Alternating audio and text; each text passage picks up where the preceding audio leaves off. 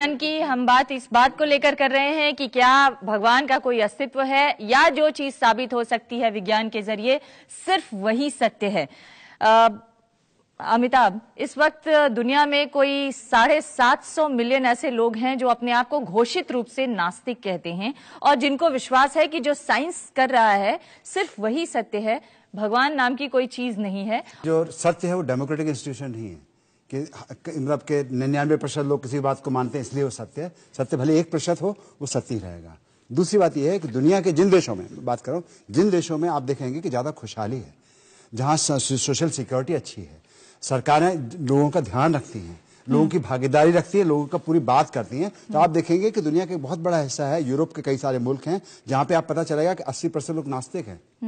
वो खुशहाल देश हैं। और जो देश जितने ज्यादा धार्मिक है, इतने कट्टर धार्मिक, उतनी बदहाली में रह रहे हैं। दूसरी बात यह है कि विज्ञान की दुकान की बात चली थी, विज्ञान की दुकान के बदौलत ही हम गुफाओं से निकल के आज यहां पहुंच पाए। धार्मिक दुकान है तो इंसानों को बर्बाद करके रख दिया पूरी दुनिया में। एक ईश्वर की आप बात करते हैं, वो ईश्वर कैसा ईश्वर है? ये थानेदार की तरह है, उसके अंदर हाथ जोड़े, गिड़गिड़ाए, रोज उसकी तारीफ करें, 4 दिन नहीं तारीफ करें तो नाराज हो जाएगा, हमारा सत्यानाश कर देगा। ऐसा कैसा ईश्वर है ये कि जिसको रिश्वत चाहिए, जिसको हमारा भला करने की रिश्वत चाहिए, प्रसाद चढ़ाना है, पूजा करनी, अपने बाल कटवा देने, किसी को अपने हाथ कटवा देने, किसी को खतना करवा लेना, कैसा ईश्वर है उसको खुश करने के लिए? तो ये जो बेचारे मिट्टी के जिनको हमने बनाया, क्या कहते हैं, मिट्टी से बनाया है इनको, और ये मिट्टी से बनाया, एक बनाया था उसने, कहते हैं कि एक शैतान को बनाया था जिसको आग से बनाया था, उसने सारी दुनिया, कहते हैं कि सारी दुनिया को बिगाड़ दिया। तो हमारी क्या गलती है? सजा देनी तो अपने शैतान को सजा दो या खुद सजा भोगो, खुद जलो नरक की आग में, हमें क्यों जलाते हो? पिताजी, मैं एक बात कहना चाहता हूँ कि ईश्वर नहीं है, इसके लिए बार बार विज्ञान की जरूरत नहीं है। सदियों पहले हमारे संतों ने, समाज सुधारकों ने, कबीर ने, तुकाराम ने, चंडीदास ने, इन्होंने सबने कहा है कि ऐसी कोई चीज नहीं है।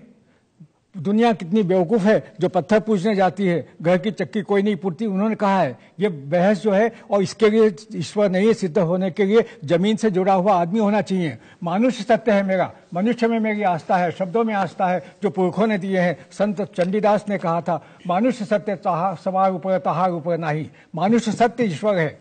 भाषा शब्द की प्रतिबद्धता वो है, शब्दों में, कठिन शब्दों में और चीज़ों को गड़बड़ करके लोगों को मूर्ख बनाना और भ्रमित करना, ये सत्य नहीं है। वो न धार्मिक भाषा है न मजहबी भाषा है।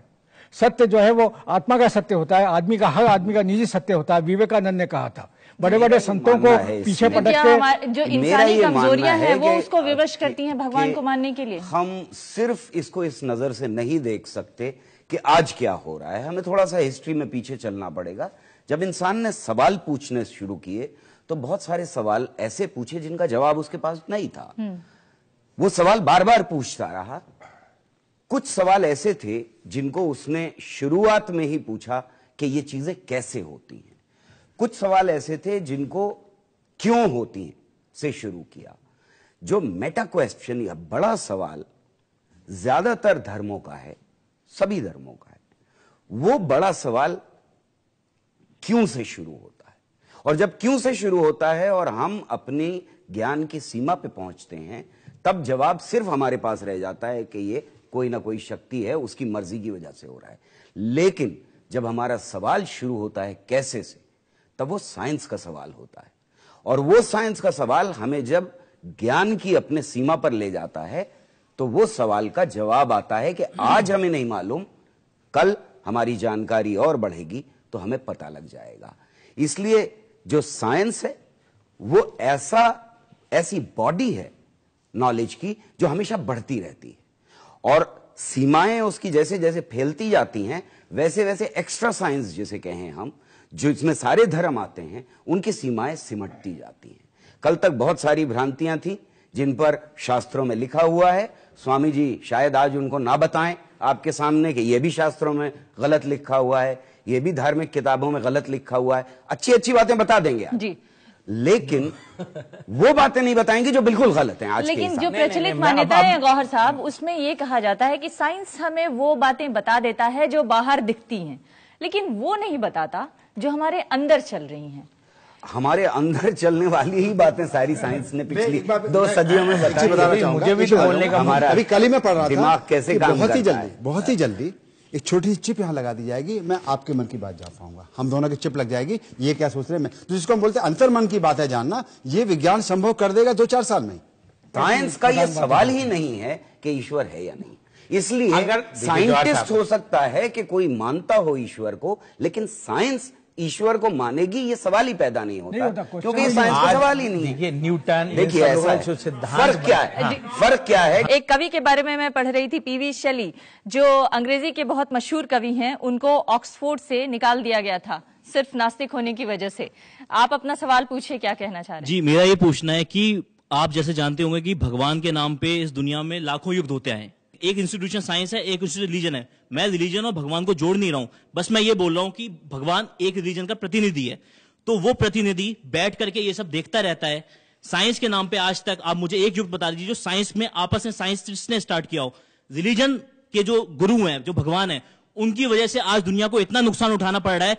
चारों तरफ इतने ज्यादा हमारे आतंकवादी हमले हो रहे हैं। अभी रिसेंटली हैदराबाद में बम ब्लास्ट हुआ है।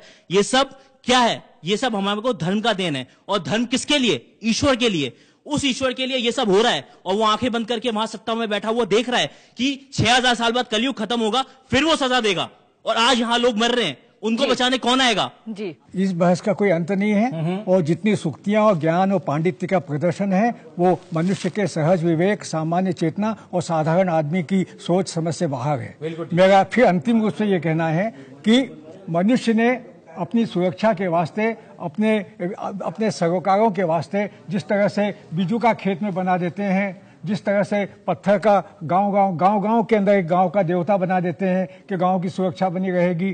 काटी गांव जैसे गांव में जहां लोग घास खाते थे, वहां भी एक देवता बना हुआ था। ईश्वर का निर्माण किया है और सदियों से उसको बड़ा बना दिया।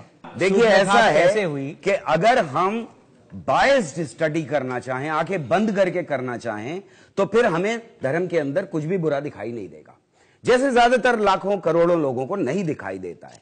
लेकिन हर धर्म के अंदर नफरत, घृणा उतनी मौजूद है, वरना मैं अपना धर्म मानूंगा ही नहीं। मैं अपने धर्म को बेहतर समझता हूं दूसरे से, तभी मैं अपना धर्म मानता हूं। दूसरी बात यह है कि धर्म के अंदर हमेशा का सच मौजूद होता है, जो सड़ा गला बदबूदार हो जाता है टाइम के पास होने की वजह से।